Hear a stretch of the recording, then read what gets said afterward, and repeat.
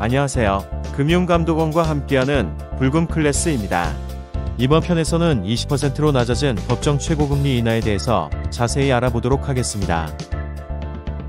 국민의 고금리 대출자의 부담을 경감하기 위해 2021년 7월 7일부터 대부업법과 이자 제한법상 법정 최고금리가 24%에서 20%로 낮아진 사실을 다들 알고 계신가요? 이미 대출을 받은 사람도 7월 7일 이후 대출을 받았거나 기존 대출을 연장할 사람도 해당되는 사항이니 다음의 내용을 꼭 체크해 봐야겠습니다. 이미 대출을 진행 중인 경우 체크할 사항입니다. 먼저 소급 적용 문의하기입니다.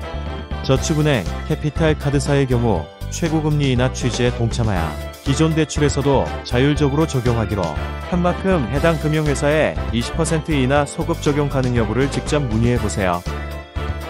다음은 재계약을 통한 금리 인하 적용 확인입니다.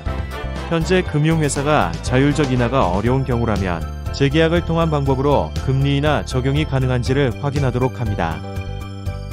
그리고 정책서민 금융을 활용해 저렴한 금리 대출로 대환하기입니다. 저렴한 정책서민 금융 상품을 이용하여 연 20% 이하의 낮은 금리를 적용받을 수 있는 신규 대출이 가능한지 확인하세요. 만약 본인이 2021년 7월 7일 이후 대출자에 해당한다면 다음을 꼭 확인해주세요. 7월 7일 이후 연 20%를 초과한 금리를 수취하는 것은 모두 불법입니다. 이때 이자율은 선이자를 제외하고 실제로 받은 금액을 원본으로 하여 산정하며 대부와 관련하여 지급한 금액은 명칭과 관계없이 모두 이자로 간주합니다. 대부업체 또는 사채업자가 중개수수료를 요구할 경우에도 이 역시 이자에 포함하여 연 20%로 계산해야 합니다. 이에 해당할 경우 불법사금융신고센터 133이나 112 또는 금감원이나 경찰청 홈페이지로 신고해주세요. 연 20% 초과분은 무효이므로 채무자는 반환을 청구할 수 있습니다. 반환 청구 소송이 필요할 경우 법률구조공단에 무료 지원 사업을 신청할 수 있고 불법 추심으로부터도 보호받을 수 있습니다. 금융감독원 133이나 법률구조공단 132로 무료 소송 지원 사업을 문의해보세요. 기존 대출 연장이나 신규 대출 또한 어려운 경우에는 서민금융진흥원의 정책서민금융상품을 이용할 수 있습니다.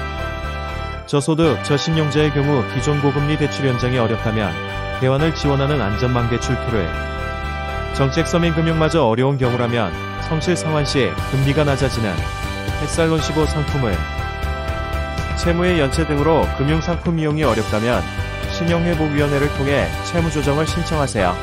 채무감면 등 다양한 채무조정 지원을 받을 수 있어 어려운 상황에서 큰 도움이 됩니다.